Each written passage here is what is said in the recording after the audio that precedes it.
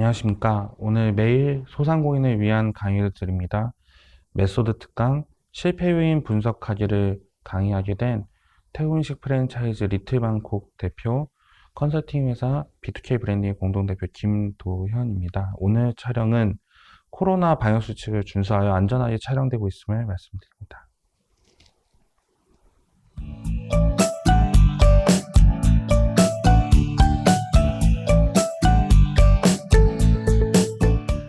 네, 오늘 강의 드릴 주제는 실패 요인 분석하기입니다.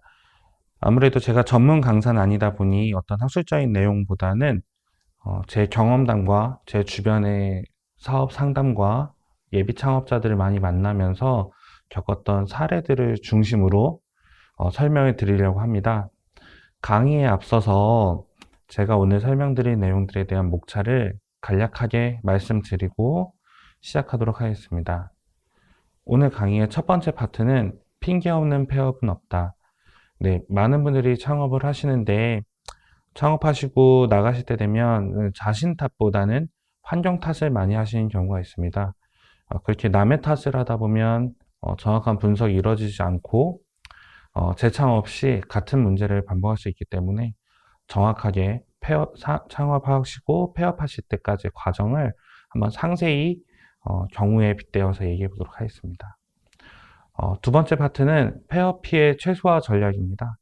폐업을 하시는 과정에서 돈을 많이 받고 권리금을 많이 받고 폐업을 하시는 분들도 계시지만 대부분이 손해를 보시거나 안타깝게 접으시는 경우가 많기 때문에 그런 경우에 어쩔 수 없이 발생되는 그런 부수적 피해들까지 고민해서 최종 피해 금액을 최소화하는 전략을 이야기해 보도록 하겠습니다. 마지막 세 번째 파트는 폐업 지원 제도 알아보기입니다. 소상공인진흥공단이나 다양한 정부 기관에서 폐업 지원 제도를 운영하고 있는데요. 많은 분들이 알고 계시고 이번 파트도 많은 분들이 이런 과정들을 통해서 수업을 듣게 되고 있으신 걸로 알고 있는데요. 그 부분에 대한 이야기들을 한번 짧게 다뤄보도록 하겠습니다. 네 번째, 다시 시작하기입니다. 다시 시작하기의 경우에는 저희가 여태까지 사업을 해오면서 창업과 폐업까지를 경험한 후에 느꼈던 여러 가지 상황들을 한 번 더 정리해서 같은 실수를 반복하지 않고 하면 안 되는 행동들, 선택들을 다시 한번 하지 않도록 주입식 교육을 하는 시간을 한번 가져보도록 하겠습니다. 첫 번째, 왜 망했는지 알고 망하자 파트에서 첫 번째 장입니다. 네, 쓸데없이 용감했던 나의 창업이라고 한번 이름을 지어봤는데요. 사진에 보시는 모습을 보시면 뭔가 엉성하죠? 복장 자체는 갑옷에 칼에 갖출 것을 다 갖췄지만 뭔가 어설픕니다. 자기 옷이 아닌 거죠. 그런 분들의 사례를 좀 빗대서 설명을 드리자면 저희 주변에 보면 어떤 취미나 운동을 시작하실 때 장비부터 잔뜩 사고 시작하시는 분들이 많이 있으십니다. 그런 분들의 경우를 보면 일단 시작할 때 너무 설레발이 심합니다. 설레발이 심하고 장비빨을 먼저 세우시는 분들은 그 취미나 운동을 오래 못 하시는 경우일 확률이 매우 높습니다. 그런 이유는 처음에 이 운동이 마지막까지 갈 때 얼만큼 힘들지, 그리고 중간에 겪을 그런 시련과 어떤 취미 하면서 실력이 늘지 않는 그 정체기에 대한 고민 없이 좋아 보인다. 저거 하면 난 저거 잘할 수 있지라는 자만심으로 시작하기 때문에 중간에 겪게 되는 그 위기 때마다 멈추게 되고 거기서 포기하게 되는 겁니다. 그래서 이런 경우를 예방하려면 사실은 처음에 시작하기 전부터 장비를 구입하거나 그 취미 활동을 시작하기 전에 충분히 알아보시는 과정이 중요합니다. 그 과정을 거치지 않았기 때문이죠. 운동이나 취업이든 여러 가지 준비 과정을 보면 잘하시는 분들은 처음에 조심스럽게 이게 어떤 운동인지 어떤 취미 활동인지 꼼꼼히 따져보시고 욕심내지 않고 차근차근 엔트리급, 초보자급의 장비부터 시작하셔서 익숙해지면 다음 단계의 장비를 구입하거나 다음 단계의 준비를 하신 분들, 그런 분들이야말로 차근차근 시간이 걸리더라도 그 분야에 정말 오래 살아남는 고수가 되시는 분들이 확률이 높습니다. 제 생각엔 저희가 하는 사업, 창업, 간단한 조그만 가게를 오픈하는 것도 그것과 같습니다. 내가 지금 이렇게 무겁고 두꺼운 갑옷을 입고도 칼을 휘두를 체력이 되지 않는데 일단 남들한테 꿀리기 싫어서 비싸고 두꺼운 갑옷부터 먼저 사고 있진 않은지를 점검해 봐야 될 것 같습니다. 갑옷이라는 단어가 사실은 창업하는 분들한테는 투자 자금이라는 단어랑도 연동이 될 수 있다고 저는 생각을 하는데요. 실력에 비해서 너무 큰 투자를 하시는 분들이 많습니다. 퇴직하기 전에 예를 들어서 자기가 스스로 관리했던 직원이 수백 명이었다. 1000명, 2000명의 회사에서 내가 인력을 관리하던 팀장이었다, 부장이었다, 이사였다 하시는 분들이 창업해서 현실과의 괴리감 때문에 치를 떠시는 모습을 많이 봤습니다. 회사에서는 그 많은 사람들을 제가 혼자 스스로 관리했다고 생각하실 수 있지만 사실은 시스템의 힘이죠. 그 회사를 취업하는, 준비하는 기간 동안 그 회사에 대한 충성심도 생기고 어렵게 취업한 만큼 그 자리를 지키고자 하는 그런 본능이 있기 때문에 위에서 내려오는 지시사항이나 출퇴근 시간, 출근해서 근무하는 시간 동안의 근태가 일반 요식업이라던가 작은 사업에 비해서 좋을 수밖에 없습니다. 근데 거기에서 관리하셨던 환상을 가지고 현직으로 내려오셨을 때 요식업이라던가 이런 걸 창업하셨을 때 느끼는 괴리감은 상상을 초월합니다. 가장 많이 겪으시는 경우가 제가 방금 말씀드렸던 경우일 텐데요. 일단 현재 요식업에서는 직원들이나 이런 친구들이 취업을 해서 기분 좋거나 그런 게 아니라 자신들이 일을 해주러 나온다라는 개념입니다. 그만큼 일할 사람들이, 힘든 일을 할 사람이 없기 때문이죠. 거기다 이제 외국인 노동자들의 경우에는 더 다루기 어려우시겠죠. 그런 분들에게 정해진 시간에 딱딱 출근했고 내가 너한테 월급을 주고 있는데 왜 너가 열심히 일을 안 하니? 일한 거를 보고서로 작성해라. 이런 현실과 어긋난 얘기를 하시는 분들이 많습니다. 그렇게 글 쓰는 거 좋아하고 관리 체계에 묶여있는 걸 좋아하는 친구들은 요식업 시장에 나와 있지 않습니다. 회사에 들어가 있습니다. 이런 현실부터 잘 파악하고 그런 친구들을 다룰 수 있는 내 능력이, 체력이 되는지를 확인하시고 창업하시는 게 좋겠습니다. 네, 두 번째, 쟤도 하는데 내가 왜 못해? 인간의 기본적인 감정인 질투에 대한 이야기를 해보고 싶습니다. 창업을 하시는 분들 중에 보면 아무래도 오늘 제가 퇴직하신 분들의 얘기를 많이 드리게 되는데 실패 확률이 매우 높은 예비 창업자 직업군 중에 한 분이시기 때문에 그 부분에 예를 좀 들게 됐습니다. 질투로 시작하는 창업도 많습니다. 나보다 먼저 퇴직한 나의 부하 직원 혹은 나의 동기들이 돈을 잘 번다 하더라 라는 소문과 그 다음에 응원차 방문한 그 가게에서 줄 서 있는 사람들 막 손님이 넘쳐나는 모습을 보고 나면 그 모습 때문에 갑자기 현혹되는 경우가 많이 있으십니다.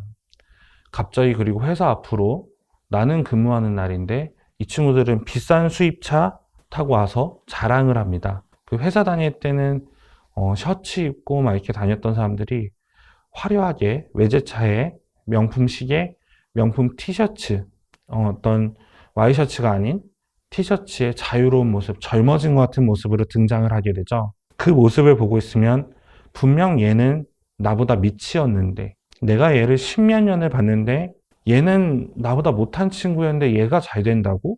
맞아, 나 얘보다 내가 회사 직원들한테 인기도 많았고 같이 회식을 다녀보면 내가 얘보다 미식가였고 회사에서 워크숍을 갔을 때도 내가 얘보다 술안주 더 잘 만들었었는데 내가 상사들 비위를 더 잘 맞췄었는데 라는 아주 작은 착각들이 모여서 그래, 나도 지금 너무 힘든데 저 친구를 보니 나가서 나도 충분히 살아남을 수 있을 거야. 나도 언제까지나 이 회사를 다닐 수 없는데 굳이 내가 1, 2년 혹은 4, 5년 더 여기에 다닌다고 해서 내 상황이 달라질까? 한 살이라도 더 빠를 때 이거를 시작해서 성공해야 되지 않을까라는 그런 생각을 하시게 될 겁니다. 이 착각으로 인해서 시작하는 창업분들 많으신데요. 객관적으로 내 상태에 맞춘 창업을 하셔야 됩니다. 회사 다닐 때는 나보다 훨씬 더 못해 보였지만 사실은 그런 회사라는 조직적 구조와 수직적 구조에서는 자기 탤런트가 깨어나지 않았던 사람들이 나와서 성공하는 경우가 훨씬 더 많습니다. 그리고 실제로 사업을 하고 계시고 자기 일을 하고 계신 분들의 경우에는 그런 회사를 오래 살아남는 성향보다는 빨리 뛰어나온 성향이 많죠.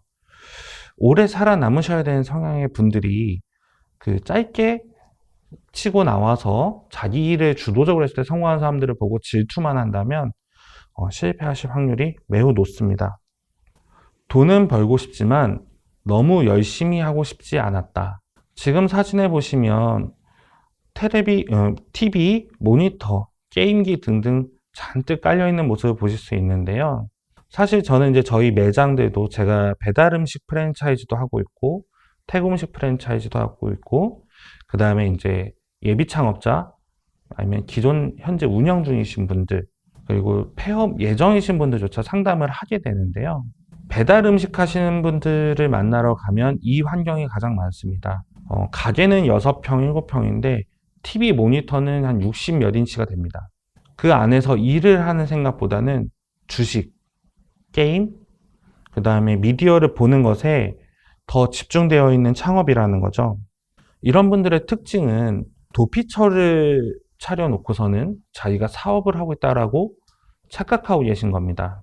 그냥 내가 주식하면 더 버는데 사실은 이거 뭐 그 시간 때우기 겸 주문 들어오면 그때만 살살 하지 뭐 라는 식으로 창업하시는 분들이 많습니다. 사실 저는 이런 분들을 뵐 때마다 어떤 면에서는 화가 나기도 하는데요. 정말 죽어라고 내 상황을 개선하기 위해 절박하게 사업하시는 분들도 많습니다.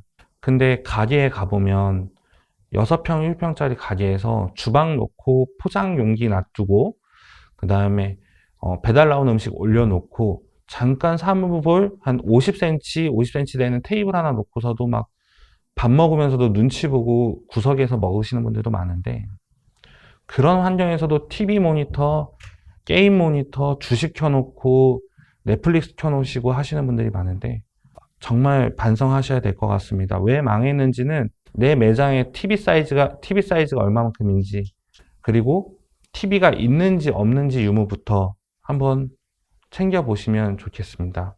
그리고 이렇게 노는 배짱이 스타일로 하시는 분도 있지만 또 한편 돈은 벌고 싶지만 너무 열심히 일하고 싶지 않았던 분들을 두 번째 유형이 있습니다. 오토 매장을 좋아하시는 분들이 계신데요. 사실 오토 매장이라는 단어는 부동산이라던가 프랜차이즈 중에서도 그냥 오픈해서 개설 수익으로 먹고 빠지는 일명 치고 빠지는 프랜차이즈들이 많이 좋아하는 단어입니다. 현혹되기 쉬운 말이라는 말씀이죠. 현실성과 동떨어진 프랜차이즈 회사나 부동산 컨설팅들이 당신의 게으름을 이용해서 창업시키기 위해 만든 신조어일 뿐입니다. 창업하면 본사에서 알아서 다 해주고 슬슬 매장에 잠깐씩 들려서 얼굴만 비치고 애들 커피 한 잔씩 사주고 마감할 때 나와서 정산만 열심히 하면 매장이 잘 될 거라고 하던가요? 세상에 그런 장사가 있을 거라고 생각하시고 지금 프랜차이즈를 하시고 창업을 하셨나요? 물론 그런 매장들도 있습니다. 아주 많은 돈을 들여서 창업을 하신 분들, 특히 대형 점포를 창업하셔서 많은 월급을 주고 회사에 들어가서 활동을 해도 모자르지 않은 인재들을 데리고 창업을 하신다면 그런 오토 매장의 확률은 높아집니다. 하지만 저희가 지금 폐업에 대한 얘기를 하고 있는데 폐업할 확률이 높으신 분들, 또 소상공인분들의 경우에는 그럴 확률이 매우 낮습니다. 배달 어플, 그리고 카드 수수료, 요새는 각종 홍보비까지 창업을 하면 저희 돈을 빼먹으려고 대기하고 있는 플랫폼 사업자들이 엄청 많이 있습니다. 뭐 어플마다 수수료가 있고, 그리고 인스타, 그 다음에 페이스북, 그 다음에 네이버 광고까지 남들이 다 하고 있으니까 뒤처지지 않기 위해서 하는 그런 많은 작업들 때문에 그런 작업 때문에 돈이 많이 드는데 직원들 월급도 많이 주고 나는 일은 안 하고 그러면서 돈을 벌 수 있다는 게 사실상 확률이 높은 얘기일지는 스스로 한번 생각해 보셔야 될 것 같습니다. 많은 프랜차이즈들이 지금 이 부분에서 많은 분들이 현혹하고 있는데 이 부분에 대해서는 확실히 내가 열심히 뛰어들어도 현재는 성공이 쉽지 않은 세상이라는 것에 대해서 여러분들은 꼭 알고 창업을 하셨으면 좋겠습니다. 다음은 줄 서서 사 먹는 것을 보니 무조건 대박이군. 네, 이것은 아이템을 고를 때 충분히 고민하셔야 된다는 얘기를 드리게 되는 파트인데요. 아이템을 많이들 고르실 때 회사 근처 그리고 동네 지나가다가 보이는 매장에서 관심을 많이 가지시는 모습들을 볼 수 있었습니다. 일례로 지역에서 어떤 두부집이나 혹은 어떤 꽈배기집 이런 단품 메뉴를 가지고 홍보, 방송 PPL이나 이런 걸 탔던 브랜드들이 오픈하면 오픈빨이 거세게 오는 경우를 많이 볼 수가 있는데요. 실제로도 그런 프랜차이즈 본사들 얘기를 들어보면 어떤 밀집된 지역에 그런 매장을 하나 오픈해서 줄만 세워놓으면 창업 문의가 아주 많이 들어온다고 합니다. 상상을 초월할 만큼. 그만큼 사람들은 그거에 현혹이 많이 된다는 거죠.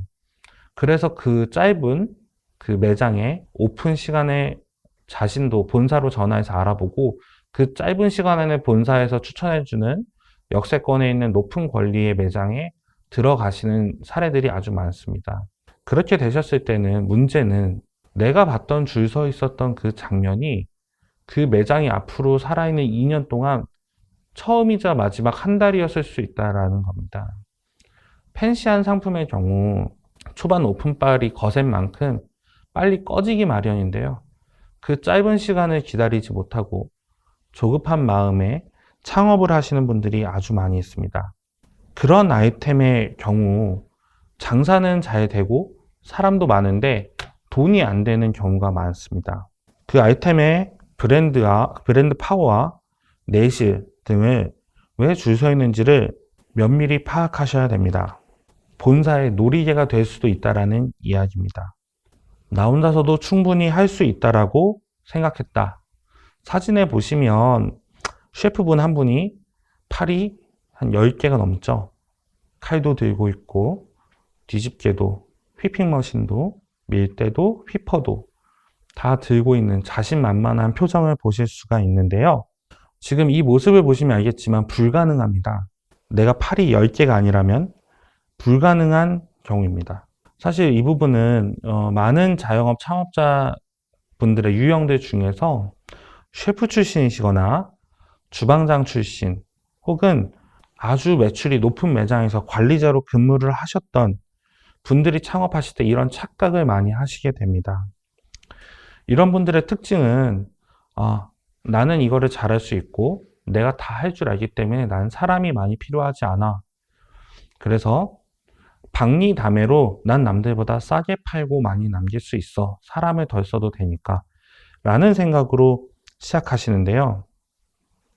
박리다매라는 게 사실 20세기 때 얘기가 아닐까 싶습니다. 지금 보시면 객단가가 낮은 사업을 하시려는 분들이 많은데 선택은 쉬우실 수 있습니다. 선택은 쉬우실 수 있지만 그 결과는 아주 처참합니다.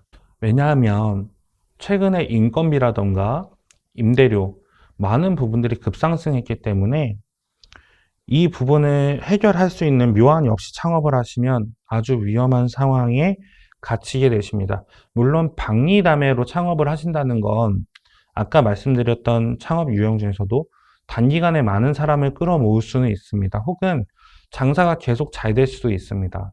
5,000원짜리를 100개 팔 때랑 5만원짜리를 10개 팔 때 어떤 상황이 더 인건비가 많이 들까요? 당연히 저렴한 걸 많이 팔 때 인건비가 더 많이 들어가겠죠. 근데 인건비가 많이 드니까 무서워서 만약에 규모를 줄인다 혹은 지쳐버린다 그러면 그 싼 걸 팔면서 많이 팔아야 되는데 많이 팔 체력조차 나오지 않게 되는 겁니다. 이런 경우에는 오히려 사람을 써서 매출을 규모를 키우셔야 되는데요. 그때 되면 또 갈등을 합니다. 사람 한 명 쓰면 이게 얼만데. 난 박리담회라서 많이 남지도 않는데 여기서 또 사람을 쓰려고 하니 갈등이 되시는 거죠. 진짜 만약에 나 혼자서도 충분히 할 수 있다라고 생각하고 창업을 하실 예정이시라면 박리담회, 그러니까 5,000원짜리를 100개 파시는 전략을 짜실 게 아니라 내가 정말 좋은 실력을 가지고 정성 들여서 하루에 5만원짜리 10개만 팔자라는 전략으로 가시는 게 훨씬 더 생산적이고 실패 확률을 낮출 수 있지 않을까라고 생각을 합니다. 이번 내가 왕이오입니다. 내가 왕이오라는 말은 한마디로 현재 고객 서비스가 매우 중요해진 이 시장에서 고객 중심이 아닌 내 중심으로 운영을 하시는 분들에 대한 이야기를 드리게 되는데요. 지나치게 고자세로 일관하시면서 고객 서비스 정신 없이 내 만족만을 위해서 장사하시는 분들이 있습니다. 우리 가게는 원래 이래. 내가 이 음식은 제일 잘 알아. 당신이 외국에서 살아봤으면 뭐 얼마나 살아봤어. 이런 마음으로 약간 무시당하는 그거에 대해서 피해의식 있는 분들이 있습니다. 음식이 왜 이래? 여기 서비스가 왜 이래? 라는 말에서 발끈하시고 욱하시는 분들이 계신데 전혀 그럴 필요가 없는 거죠. 사실 올 사람들은 그런 말 안 하고 또 올 것이고 만약에 그렇게 내 자존심을 긁는 소리를 듣고 그 사람을 내 단골로 만들 수 있는 능력이 있는 사람이라면 거기서 욱하거나 그런 마음을 가지는 게 아니라 이 사람이 하는 컴플레인에 참과 거짓을 걸을 수 있어야 합니다. 일례로 저희 같은 경우는 태국 음식 프랜차이즈를 하고 있는데 태국 음식이란 건 외국 음식 중에서도 호불호가 강한 음식이고 현지화가 상당히 어려운 부분도 있습니다. 하지만 이제 저희 브랜드 같은 경우는 상당히 현지화를 진행을 하고 있는데요. 그 이유는 많은 분들이 태국 여행을 갔다 왔고 그리고 해외에서 근무하신 분들이 많이 계시지만 사실 그 음식을 일주일 내내 먹는다는 게 한 달 내내 집 근처에서 먹는다는 게 상당히 부담스러운 부분이 있습니다. 많은 분들이 좋아하신다고 하지만 고수라던가 똠양꿍이라던가 이런 태국식 향신료는 사실 정통으로 만들면 한 달에 한 번만 먹어도 사실은 충분한 느낌이죠. 근데 이런 부분들을 일부 현지화 시키다 보면 오신 분들이 꼭 컴플레인을 거십니다. 내가 먹어봐서 아는데 이런 맛이 아니야. 당신들 지금 사기치는 거야 라고 말하는 분들까지 있죠. 하지만 그런 분들은 앞에서 욱할 필요가 없죠. 네, 죄송합니다. 저희가 현지화를 하다 보니 정통적인 맛과 좀 차이가 있습니다. 말씀해 주신 부분 저희가 최대한 보강해서 다음부터 드실 때는 그 느낌을 실망시켜 드리지 않도록 노력하겠습니다. 죄송합니다라고 말하고 보내드립니다. 당신이 했던 말들에 대해서 내가 충분히 인지했고 내가 개선하겠다라는 메시지를 주는 거죠. 하지만 제 속마음은 이분 다시 안 오겠구나. 잘 돌려보내자라는 마음입니다. 사실 정통 찾는 분들은 저희 매장으로 자주 오시진 않을 테니까요. 하지만 그 상황에서 욱하거나 이 요리를 준비해오고 사업해온 내 기간이 있음에도 불구하고 그런 얘기 들었을 때 사실은 제가 사업자가 아니라면 많이 욱하고 힘들 수가 있습니다. 그런 감정이 없애고 나니 고객 관리에도 훨씬 더 용이했고 내 소비층이 전통적인 태국 음식을 찾는 사람이 많은지 혹은 태국 음식이지만 현지화되어 있는 걸 찾는 사람이 많은지를 판단할 수 있었습니다. 그래서 저는 현재는 현지화되어 있는 것들을 더 집중을 하고 있는 상황이죠. 고객한테 내가 맞다라고 우기는 게 아니라 고객한테 맞춰주고 있는 거고 제가 배웠던 태국 음식, 제가 많이 가봤던 태국점들을 고수하는 것이 아니라 더 많은 사람들이 태국 음식을 좋아하는 많은 사람들이 더 많이 줄 수 있도록 제가 음식적인 고집, 그다음에 여러 가지 메뉴적인 고집을 버리는 것이죠. 근데 간혹 이런 자세를 고치지 못한 상태로 영업하시는 분들이 아주 많이 있습니다. 심야식당이라는 그 일본 드라마, 영화를 보시고 그거에 대한 로망을 가지고 창업하시는 분들도 많은데요. 실력도 안 되면서 창업하시는 분들이 많습니다. 그렇게 해서 나오는 음식도 중요하고 소담소담하게 나오는 것도 좋지만 고객 한 명 한 명 사연을 다 들어주고 한 명 한 명 불편을 다 들어주고 그분들한테 맞춰줄 수 있는 내가 왕이 아니라 오늘은 대장금이라는 생각으로, 왕을 대접하는 대장금이라는 생각으로 창업을 하셔야 됩니다. 그렇지 않은 경우에는 많은 사람들의 니즈를 놓치고 창업에 실패하실 확률이 매우 높아질 것으로 생각됩니다. 장사를 너무 장사치처럼 해버렸답니다. 사진에 보시는 것처럼 앉아서 컴퓨터만 놓고서 장사를 하고 계신 겁니다. 새침하게 장사를 해버리신 거죠. 하나도 손해를 안 보시려고 하면 안 됩니다. 간혹 식당들을 다니면 손님들께서 단무지 좀 더 달라, 혹은 김치 좀 더 달라, 아 이거 너무 짠데 육수 좀 더 달라, 아 이거 양이 너무 적다, 그러면 추가만 먼저 설명하시는 분들이 있습니다. 예를 들어서 부대찌개 집이라고 치면, 요새 사실은 이제 많이 정서가 보편화돼서 부대찌개 집들이 전략을 짜실 때 라면 사리라던가 공깃밥을 무료로 많이들 주시지만, 부대찌개라는 게 많은 사리랑 이 공깃밥이 들어갈수록 매출이 나오는 거기 때문에 그냥 인심 없게 추가로 돈을 받으시는 매장들이 있었습니다. 그런 매장들은 당연히 매출이 처지게 되겠죠. 그래봤자 공깃밥 기준으로 얼마나 한다고, 라면 사리 기준으로 얼마나 한다고 그걸 아끼신 겁니다. 예를 들자면 동네 아주머니들이 하시는 백반집으로 치면 인심 좋은 곳으로 더 가지 뭐 할 때마다 추가하는 곳으로 갔겠습니까? 이렇게 계산적으로 접근하신 분들의 특징은 아까 앞에 말씀드렸던 내가 왕이요라는 성격을 가지신 분들과 비슷합니다. 이 음식은 내가 너한테 이만큼 제공하려고 원가를 잡아놨는데 이거를 공짜로 주게 되면 난 그만큼 손해잖아. 내 마진이 줄어드는 거라고 생각하시는 분들이 많으신데요. 운영을 하다 보면 계산대로 될 수가 없습니다. 표준 레시피대로 원가가 나올 수도 없고요. 근데 그 원가랑 마진에만 집착하시다 보면 상대방한테 인색한 느낌을 주게 되고, 재방문이 이루어지지 않으면 아무리 마진이 높아도 그 매장은 살아남을 수가 없게 됩니다. 나니까 여기서 해도 대박 날 거야. 예비 창업주 중에서도 예산이 좀 적으신 분들, 혹은 셰프 출신, 이런 분들은 이런 오류를 많이 겪으시는데요. 사진에 보이시는 것처럼 어두운 골목에서 다 문 닫은 골목 끝에 주차장 한 켠에 오픈하고 장사가 잘 되는 경우도 있습니다. 이게 을지로라던가 혹은 영등포 지금 물레동, 창작가촌, 혹은 요새 많은 리단길을 보면서 내가 그들을 선도할 수 있는 리더가 될 수 있다, 이런 착각을 하시는 분들이 많이 있는데요. 그런 리단길이 성공하게 되는 요인 중에서는 이국적인 요소와 팬시함이 있지만, 물론 운이 가장 중요합니다. 장사에서는 운이 되시는 분들은 사실 이 모든 설명이 필요 없겠죠. 근데 일단 저희는 폐업이라는 얘기, 그리고 또 창업이라는 얘기를 하는 입장에서 성공은 사실은 어떤 부분에서는 하늘만 아는 거겠죠. 하지만 폐업과 창업을 얘기하면서 저는 가장 중요한 게, 실패할 수 있는 요인을 제가 최대한 예방해 드리는 게 중요하다고 생각을 합니다. 저희가 예비 창업자들을 가맹 매장을 오픈시키면서, 혹은 이미 이제 예비 창업자들이 자신만의 브랜드를 창업하고자 하실 때 저희가 가장 주안점을 두고서 설명드리는 건 실패할 수 있는 방법들을 제거해 드리는 겁니다. 실패하는 습관들을.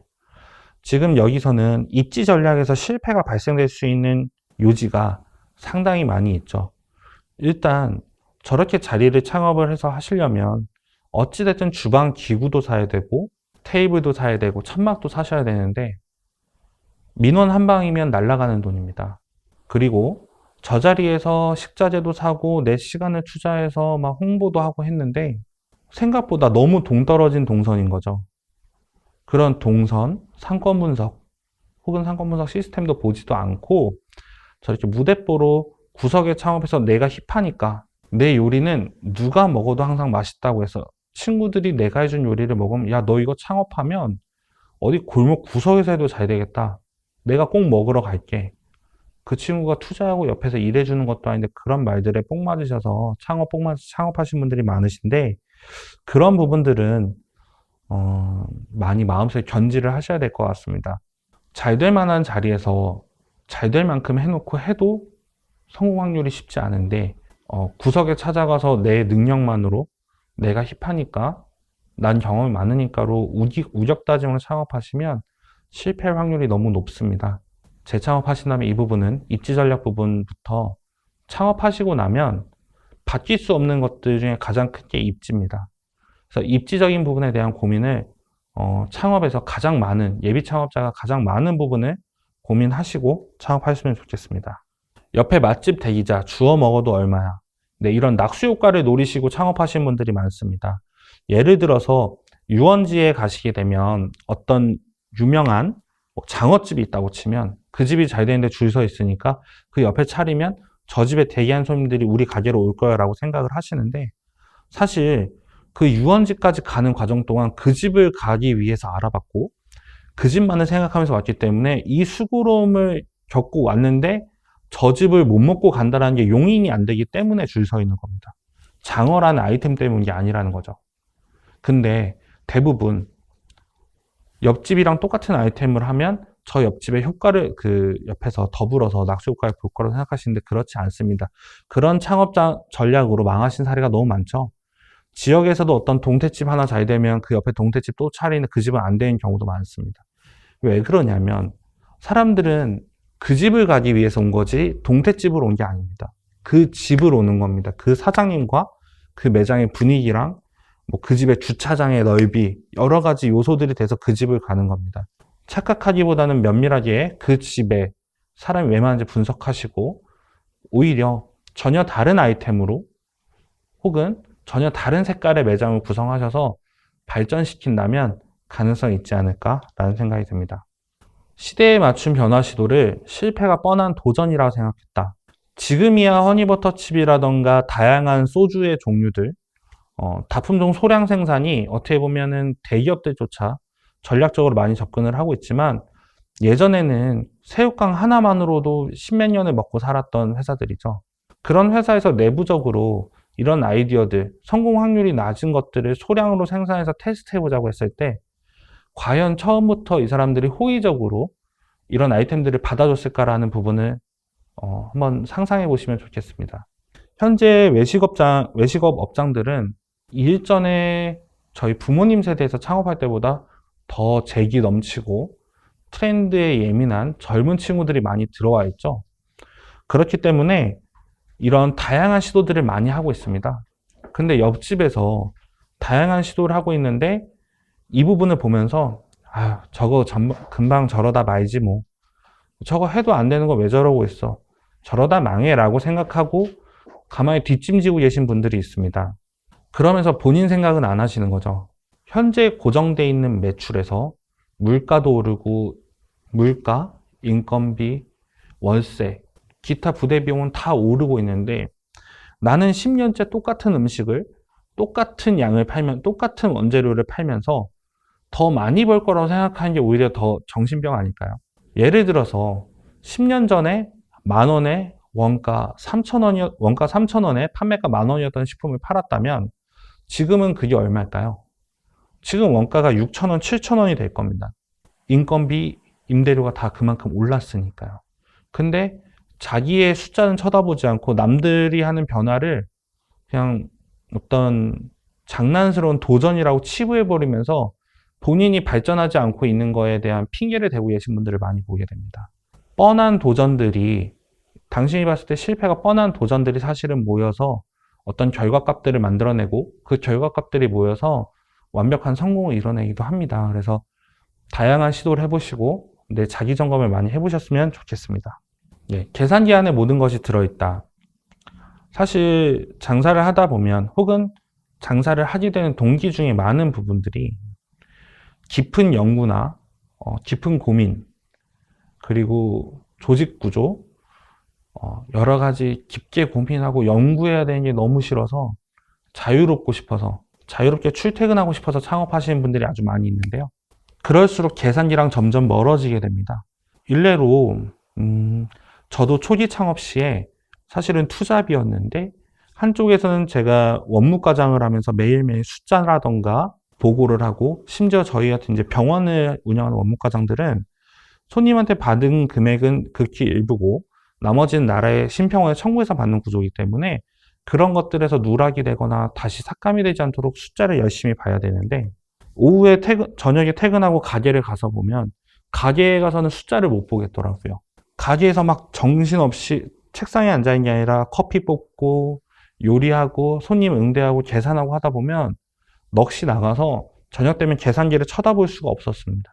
병원 정사는 매일매일 일부를 쓰고 하는데 가게 정사는 매일매일 체크하기 상당히 어렵더라고요.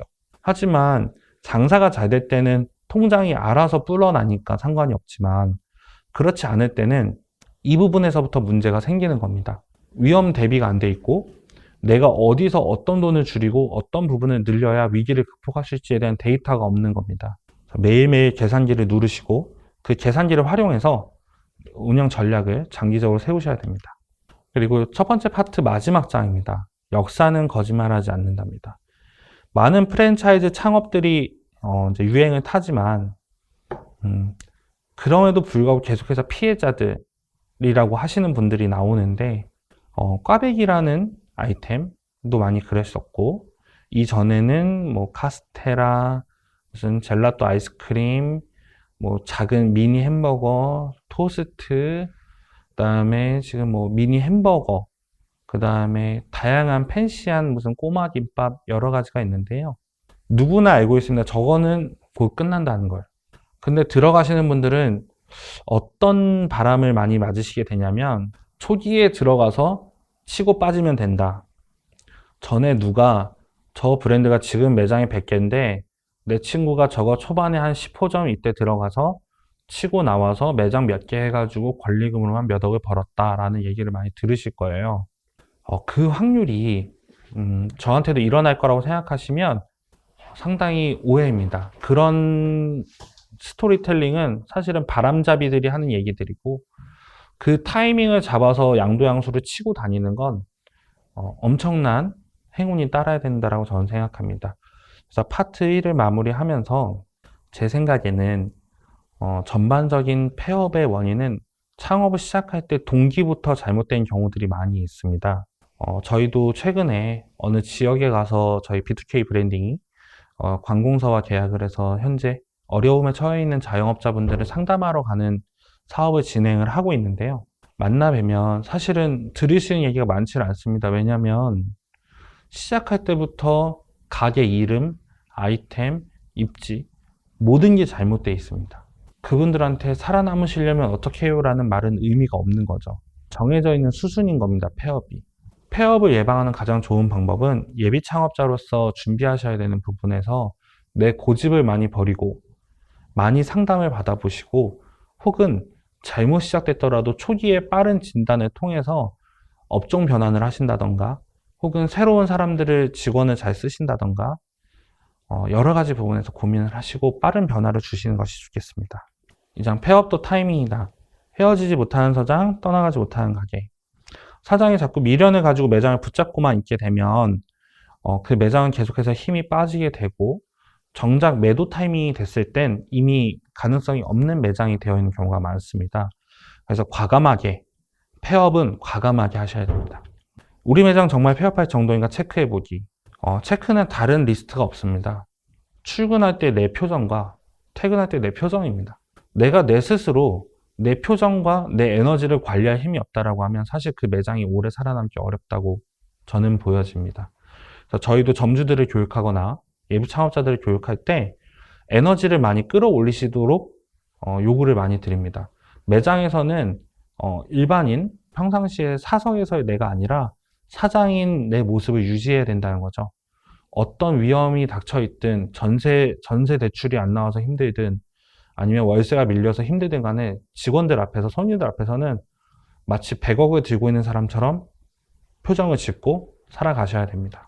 나 빼고 다 알고 있었던 나의 폐업입니다. 모든 매장들이 나는 잘하고 있다고 생각하는데 사람들이 봤을 때 저 매장 곧 망하겠네 라는 매장들이 있습니다. 외부 상태, 내부 상태, 그리고 직원들의 표정, 음식의 담음새, 그 이빨 나간 그릇, 깨져 있는 유리창, 치우지 않은 거미줄 모두가 알고 있는 겁니다. 그 부분들을 면밀히 평상시에 체크하시는 게 좋겠습니다. 폐업이 두려운 걸까? 폐업 후가 두려운 걸까? 대부분 폐업 후가 두려워서 그냥 움켜쥐고 있는 겁니다. 죽은 자식 뭐뭐 만지기, 이런 만지기다라는 말처럼 이미 끝난 그 매장을 부여잡고 계신다고 해서 뭐가 달라지지 않습니다. 폐업은 타이밍입니다. 그 위기가 다가오기 전에 박수 칠 때 떠나야 합니다. 어떻게 팔 것인가? 널리 알리셔야 됩니다. 처음에 이거 많이 알려지면 뭐 임대료 뭐 권리 떨어지는 거 아니야 하지만 무조건 이런 매장을 양도양수 하시는 과정에서는 속도입니다. 속도고 누군가 물어봤을 때 내가 생각하는 금액과 차이가 좀 있더라도 이미 폐업하기로 결정을 하셨다면 빠르게 정리를 하셔야 됩니다. 욕심 부리고 하시다가 못 털고 나가면 그 묶여있는 시간 동안 나오는 돈이 더 큽니다. 폐업할 때만이라도 최선을 다하자. 팔기로 결정을 하셨으면 마음이 떠나서 그 매장 관리가 소홀해지시는 경우도 있는데 폐업할 때만이라도 매장 관리 더 신경 쓰시는 게 좋겠습니다. 사기꾼을 조심하자. 예, 이때쯤 등장하는 게 이제 막 사회 초년생이거나 혹은 이제 퇴직하시고 영업직 하시다 퇴직하셔서 이제 할 거 없으신 분들이 정식 그 부동산 공인중개사가 아닌데도 부동산이라고 하면서 다니시면서 컨설팅 해준다, 권리 얼마 받게 해주겠다 이러면서 돌아다닙니다. 그분들도 하시는 일이 사실은 건 바이 건이고 많은 수수료를 받기 위해서 파는 사람한테 바람을 넣죠. 혹은 빨리 팔게끔 마음을 붕 뜨게 합니다. 진짜 팔리는 가게들은 그런 사람 없이도 잘 팝니다. 실제로 저도 그런 분들 끼지 않고 다 매장을 양도양수 해왔고요. 매장을 팔 때는 높은 권리금을 받으려면 그런 사람을 만나는 것보다 매장 상태 관리가 더 중요하게 되겠습니다. 보기 좋은 떡이 먹기도 좋다. 다시 반복되지만 저 매장을 내가 들어갔을 때 바로 영업을 할 수 있을 것 같고 권리를 줬을 때 살릴 수 있는 게 많을 것 같은 매장을 하셔야 성공 확률이 높습니다. 사람은 남기자. 다시는 안 볼 것 같지만 보게 된다는 이야기인데요. 지금 내 주변에 있는 사람들 그리고 근처에 있는 매장 운영하시는 인근 사장님들 그리고 직원들 폐업하고 내가 장사를 안 할 것 같지만 사실은 다시 하게 되실 확률도 높고 지역에 계시다 보면 만나야 되는 경우도 많죠. 사람은 남기셔야 됩니다. 퇴직금 안 주시려고 용 쓰시는 분들이 있습니다. 우리는 뭐 프리랜서 3.3 원천징수니까 안 줘도 되고 뭐 우린 시설 사업이니까 너도 이 시설을 임대해서 쓰는 거기 때문에 괜찮지 않냐. 너는 그냥 사업자다. 이렇게 하시는 분들도 있는데 대한민국에서 퇴직금 안 줄 수 있다면 안 주셔도 됩니다. 근데 그 방법을 알고 계시다면 저도 좀 알고 싶습니다. 언제든 다른 사업을 할 때 전에 좋은 기억을 가지고 있었고 잘했던 친구들이 다시 돌아와서 잘해주는 게 최상의 상황인데요. 관둘 때 언제든지 그 친구들 다시 돌아올 수 있는 고향이 되어줄 수 있도록 끝을 잘 맺으셨으면 좋겠습니다. 기물이나 재고 마지막일수록 모든 것을 미리 목록화하시고 그 목록 속에서 가격을 산정해서 제대로 권리금을 받으시기 바라겠습니다. 끝날 때까지는 끝난 게 아닙니다. 항상 정리 잘 하시고 내가 팔 수 있는 것과 팔 수 없는 것들을 구분해서 빨리빨리 정리하셔야 됩니다. 이제 아무것도 안 가지고 나오실 때는 원상복구 비용이 큰데요. 이 부분은 계약서 쓰실 때부터 원상복구의 범위를 미리 확인하시고 집주인과의 대화를 녹취하신다던가 계약서에 특약을 넣으셔서 피해액을 최소화하셔야겠습니다. 버릴 때 집에 가서 쓰실 생각하지 마시고 빨리빨리 버리시니 좋겠습니다. 네, 이렇게 간단하게 오늘 폐업하시는 요인과 폐업 절차의 일부분을 설명드렸는데요. 다음 강의에서 한 번 더 자세히 설명드리고 앞부분 내용과 뒷부분 내용 다시 한번 이어지는 부분이 많기 때문에 다시 한번 설명드리도록 하겠습니다. 질문 없으시면 강의 여기서 마무리하도록 하겠습니다. 긴 시간 들어주셔서 감사합니다.